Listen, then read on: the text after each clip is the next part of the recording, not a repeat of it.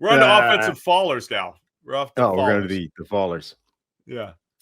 Well, Sanders? So this is the Shadur Sanders, I think, is the interesting one because it feels like he's falling, and yet again, I can't find evidence of that being reflected anywhere necessarily. So, like, that makes it kind of like it's sort of the flip side of the Jackson Dart rise, but again, it's not. You can't really find evidence of a big slide happening now. The grinding the mocks chart does show one in a way that the consensus board, for example, doesn't. But it's not. I'm gonna flip it on right now. But it's not like precipitous. It's not like this giant slide down the first round. I think when we start to listen, so there's a lot of noise, and we call this lying season. But I think there are kernels of truth that you can latch onto. I can't remember who would have said it last year, but I think there were rumblings from NFL executives, right? When they do rare interviews and everything, and I want to get to that in a second. Les Snead was on Pat McAfee's show. There were rumblings last year, like, I think more quarterbacks are going to go higher than you think. And we thought, hey, there's going to be a top 3. JJ McCarthy could go high. We saw Penix and Nix as the second wave, but they go in the top 12. Right. And we didn't know if they were going to drop, go to late first, or if the Broncos and Raiders didn't pick them, if they're going to end up in the second. 6 go in the top 12. But there were rumblings, hey, QBs are going to go higher than you think. I'm paraphrasing Les Snead here on Pat McAfee's show, but I think he said something to the effect of, we're going to see fewer quarterbacks go in the first round than a long time. Now, a couple of years ago, Kenny Pickett was the only first round quarterback. He may be either subtly trying to compare it to that year or kind of forgetting that there was only one that year. But his point is, in that year, Kenny Pickett, we were talking about, is Sam Howell, is Desmond Ridder, is Matt Corral, are these guys first rounders just because of the desperation of the position? And the NFL said, nope, we're not that desperate. These guys are third rounders, fourth rounders, fifth rounders. I think it's going to feel more like that year. And I'm hearing this from Les Snead, not just media, right? This is from somebody that has to know draft evaluations extremely well as a general manager. And if he's saying that, I'm starting to think that it's Cam Ward and Shedeur and Jackson Dart might end up being fallers relative to expectation right now. That was one of those things, though, that like desperately needed some clarification, follow-up questions. Like, hang on, there was a draft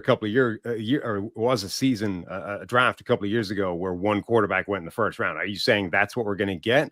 Or are you saying if the expected 2, Cam Ward and Shedeur Sanders, go in the first round, that is still way lower than a year ago where, 6 guys went, or even the 3, like Jackson, it's still half what it was a year ago. Like, what are we talking about here exactly, Les? Are you saying this is a 1 quarterback draft, a 2 quarterback draft, or a 3 quarterback draft? But I also think this draft has coincided with the lack of need around the league. Now, you could say, well, the Jets had a need and they kind of went half in on Justin Fields, and the Giants have a massive need and they're just going to get Russell Wilson probably as a bridge fallback option. They'll still have the need. How many teams actually have needs? It's the 3 teams at the top, right? It's the Titans, the Browns, and the Giants.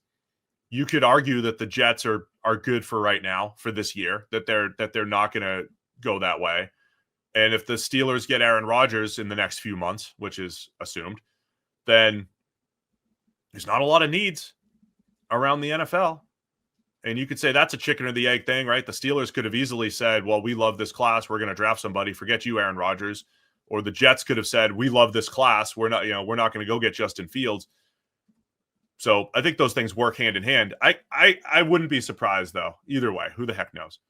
If Sanders falls and, a team like the Rams and, take a developmental quarterback, a team that doesn't need a quarterback takes the developmental quarterback, because I don't think there's enough teams that really need quarterbacks that they have to force them. Yeah. I mean, it's also where they're positioned, right? So a big part of it is like Cleveland needs a quarterback, but I don't know if they are going to think that the number 2 overall pick is the place to solve that, or if that's the way out, particularly when the alternative will be a guy like Abdul Carter or like Travis Hunter. There's going to be a team, whether it's the Giants or the Steelers, who don't get Aaron Rodgers and are kind of left right now without a plan, that team is going to need a quarterback, but are they positioned in the right place that guy can be either Shedeur Sanders or Jackson Dart, the QB 2 or 3 in this draft? Like, where these QB or where these teams that still don't have an answer are positioned, I think is relevant as well, because as much as the Steelers put themselves in this position and just have to draft Kenny Pickett at that spot, teams I think are really loath to do that. I don't think you're going to see a team, draft in the top 10, just take the next quarterback on the board if they think that guy is like a 3rd round player.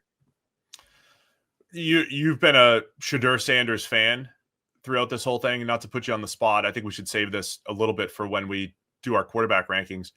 Do you have an idea of where you would rank him as a prospect over the last few years? You did this a couple of years ago where you had Trevor Lawrence, Bryce Young, and, near the top, I think, over a multi-year period. Where do you think Shadur is over these last couple of years as a prospect? Is he elevated in a bad class, or is he legit compared to some other recent prospects? I think he belongs in the conversation with the 1st round quarterbacks in the last several years. Like, I don't think he's this. He's not a Kenny Pickett, right? I don't think he's a guy who doesn't belong in this conversation, who just happens to be there because this is a bad quarterback year. I thought a year ago that he belonged in that group of the quarterbacks that went in the 1st round. I think the same thing is true a year later. I think that's where he belongs. I get why people are less enamored about him, because the physical tools are not there in comparison to these, top quarterbacks that you want to see that from. But I think he's got other traits. Like, there are reasons that he belongs in that conversation, and his biggest negatives are not the physical tools. Like, if all of his negatives were like, well, this arm's a problem here, this, athletic, the physical tools are just, they're not great. They're not terrible. They're just nondescript to me. They belong in the middle ground that just it's not relevant to me. Thanks for watching all the way to the end of our video. For more great content, click here to subscribe and here to watch another video. We'll see you again soon.